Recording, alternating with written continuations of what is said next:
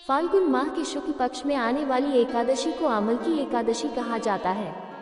इस एकादशी पर भगवान विष्णु के साथ साथ विशेष तौर से आंवले के पौधे का पूजन किया जाता है, इसलिए इसे आंवला एकादशी भी कहते हैं। साथ ही इसे रंगभरी एकादशी भी कहा जाता है। आंवला एकादशी की शुरुआत 20 मार्च 2024 को प्रातः 12:21 पर शुरू होगी और अगले दिन 21 मार्च 2024 को प्रातः 2:22 पर इसका समापन होगा। उदय तिथि के अनुसार आंवला एकादशी का व्रत 20 मार्च दिन बुधवार को रखा जाएगा। तारीख 20 मार्च 2024 दिन बुधवार। एकादशी आरंभ समय रात के 12:21 20 मार्च 2024। एकादशी समाप्ति समय रात के 2:22 21 मार्च 2024। पारण का समय 21 मार्च 2024 दोपहर 1:41 बजे से शाम 4:07 बजे तक। आमल की एकादशी के दिन ब्रह्म मुहूर्त में स्नान करना चाहिए। भगवान विष्णु के समक्ष व्रत का संकल्प लेना चाहिए। इसके बाद पूजा घर को साफ करना चाहिए। एक वेदी पर भगवान विष्णु और माता लक्ष्मी की प्रतिमा स्थापित करनी चाहिए। भगवान विष्णु का पंचामृत से स्नान करना चाहिए। पीले फूलों की माला अर्पित करनी चाहिए। हल्दी अथवा चंदन का तिलक लगाना चाहिए। पंजीरी और पंचामृत का भोग लगाना चाहिए। भगवान विष्णु के मंत्रों का जाप करना चाहिए। ऐसा करने से जीवन में चल रही तमाम परेशानियों से मुक्ति मिल जाएगी। रंगभरी एकादशी की पूजा विधि। रंगभरी एकादशी के दिन दैनिक कार्यों से निवृत्त होकर स्नान आदि करके पूजा स्थल पर भगवान शिव और माता गौरी की मूर्ति स्थापित करें। अब भगवान शिव और गौरी माता का पुष्प, गंध, अक्षत, धूप, अबीर, गुलाल, चंदन और बेलपत्र आदि से पूजन करें। पूजा के समय माता गौरी को श्रृंगार सामग्री अर्पित करें। तत्पश्चात रंग और गुलाल अर्पित करें। फिर घी का दिया प्रज्वलित करके दिया और कपूर से भगवान की आरती करें। ओम और चूसा मंत्र की कम से कम 11 माला का जप करें। अब शिव पार्वती श्रीहरि विष्णु के मंत्र, स्तोत्र, चालीसा का पाठ करें। रंगभरी या आमल की एकादशी का पाठ पढ़े अथवा सुने सुनाएं। रंगभरी एकादशी के दिन उपवास रखकर एक बार फलाहार ग्रहण करें।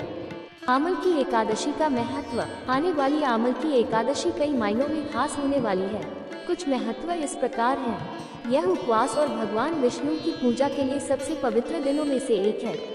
अक्सर यह माना जाता है कि जो लोग आमल की एकादशी की पूर्व संध्या पर उपवास करते हैं, उन्हें भगवान विष्णु के निवास स्थान की प्राप्ति होती है, जिसे वैकुंठ कहा जाता है। आपको बता दें कि आमल की एकादशी के व्रत का महत्व ब्रह्मांड पुराण में बताया गया है।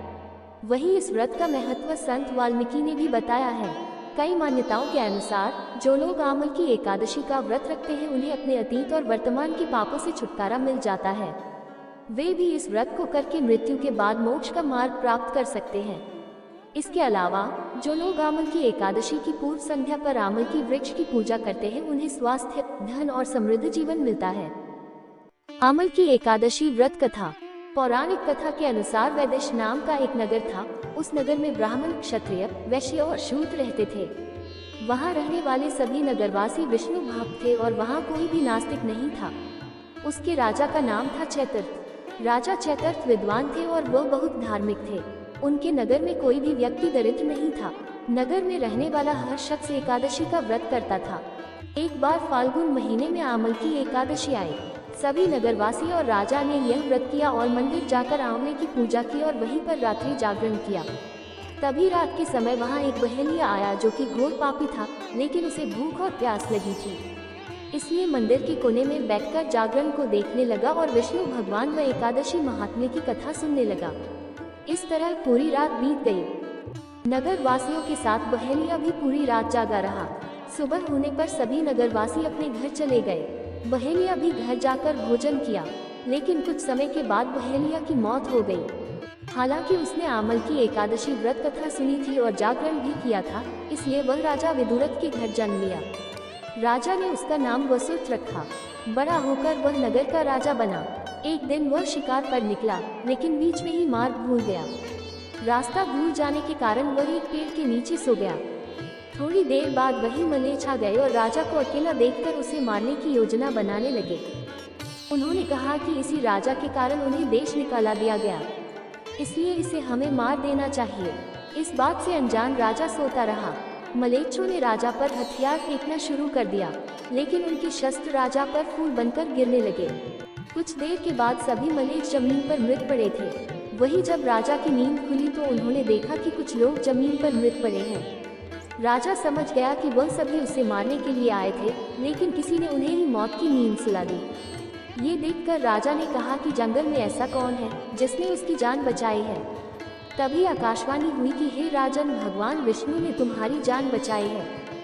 तुमने पिछले जन्म में आमल की एकादशी व्रत कथा सुना था और उसी का फल है कि आज तुम शत्रुओं से घिरे होने के बावजूद जीवित हो। राजा अपने नगर लौटा और सुखीपूर्वक राज करने लगा और धर्म के कार्य करने लगा। जानकारी अच्छी लगी हो तो कृपया वीडियो को लाइक करें और चैनल को सब्सक्राइब करें। धन्यवाद।